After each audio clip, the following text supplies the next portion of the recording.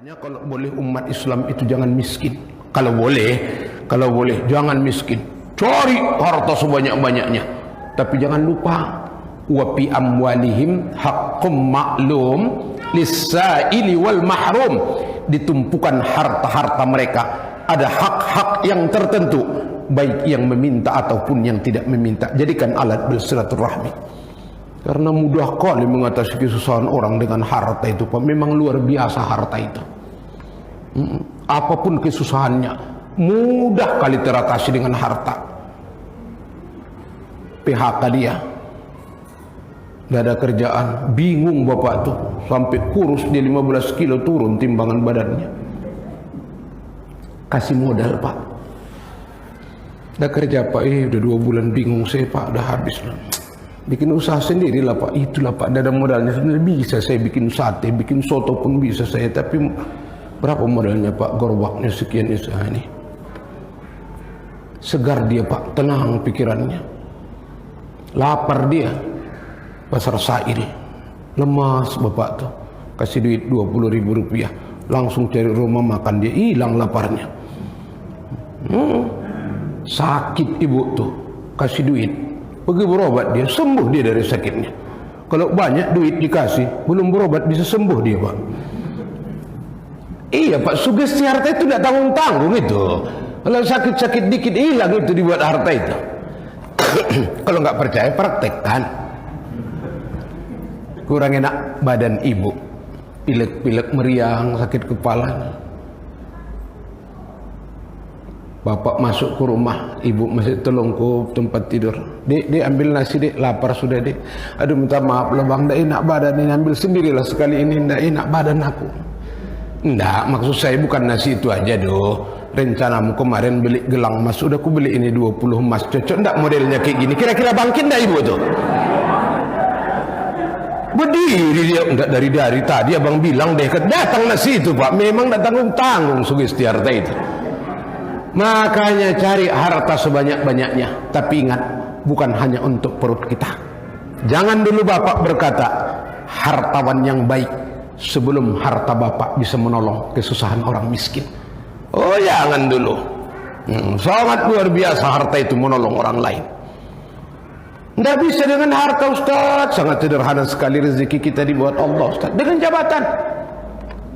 Tolong pejabat, tolong dengan jabatan kita orang-orang yang sangat membutuhkan pertolongan. Datang pertolongan Allah itu, Pak. Makanya di luar jangkauan akal itu silaturahmi itu. Kalau secara logika, akal, hitungan dagang dan matematik, kalau banyak orang kaya menolong orang miskin, banyak orang kaya menyantuni anak yatim, banyak orang kaya membantu masjid rumah ibadah, itu secara logika hartanya akan habis. Habis itu hartanya. Orang bolak-balik nolong fakir miskin, nyantuni anak yatim, berinfak, tentu habis hartanya secara logika. Tapi secara realita, kenyataan, fakta di masyarakat, ada enggak orang yang sering berinfak, bersedekah semakin miskin? Itu enggak terjadi, Pak, selama dia ikhlas. Enggak ada itu. Malah kata orang luar biasa usaha bapak itu makin tiap tahun makin menjadi-jadi, makin tahun makin melambung tinggi usahanya. Wajarlah kata orang, berapa banyak fakir miskin yang hidup di rezekinya, berapa banyak anak yatim yang tertolong oleh hartanya, wajar berlimpah rezekinya.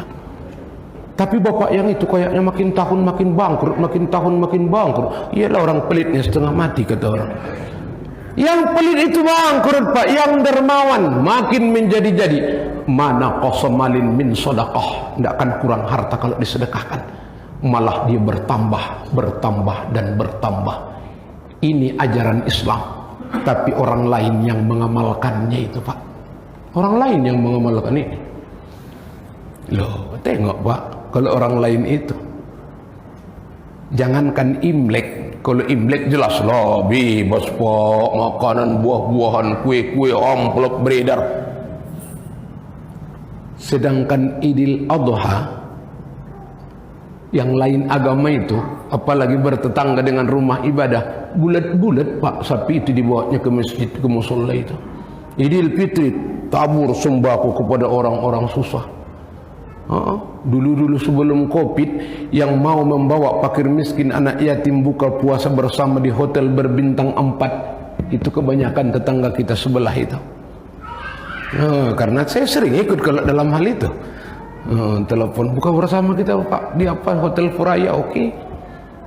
Besok di apa hotel Pangeran kita, tamu-tamunya orang-orang miskin, anak-anak yatim, janda tua, bagi amplop, tapi sukses ekonomi mereka Pak. Karena itu dijanji Allah, muslim atau tidak muslim, dunia itu akan dibalas Allah.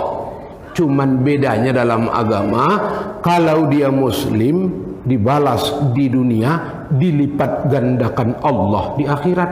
Tapi kalau yang tidak Islam dibayar di dunia, akhirat tidak dapat lagi dia. Itu pun malas juga umat Islam itu berinfak loh Pak, kecuali jamaah Nurul Yakin. Ini doa saya ini Pak, doa saya mudah-mudahan berinfak, bersedekah, berderma, jangan sempat kita malas. Malah as-shadaqatu tudfa'ul bala, kata Nabi, sedekah itu menjauhkan bala itu. Tapi yang kita sayangkan itulah Pak, sekarang orang kaya bangga dengan kekayaannya, puas dengan harta bendanya, poya-poya kemana-mana, persetan dengan orang susah. Pejabat sok kali dengan jabatannya, tidak sadar dia hidupnya pun karena digaji rakyat itu. Lupa diri manusia itu. Alah, tidak bisa Ustaz, jabatan enggak, harta pun enggak ada Ustaz, sangat sederhana sekali. Kalau enggak juga bisa dengan tenaga. Sampai Nabi berkata, at-tabassumu sadaqah. Senyum itu sedekah. Senyum atas dasar kasih sayang, menampakkan rasa simpati antara satu dengan yang lain, itu menjadi sedekah itu. Ini kadang-kadang senyum pun tidak bisa Pak. Ada yang senyum tidak bisa. Sebagian memang karena jiwanya seperti itu, sebagian memang model mukanya seperti itu. Ada juga itu memang model mukanya tidak bisa senyum kayak, tapi hatinya mulia kok Pak.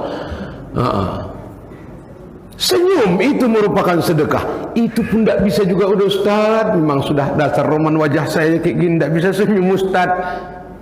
Paling tidaknya yang terakhir Pak, doa. Baru terjadi silaturahmi. Kalau belum ada yang bermanfaat kita berikan kepada orang, belum berbuah silaturahmi. Belum. Kalau kumpul cerita-cerita masih kumpul kebun namanya itu.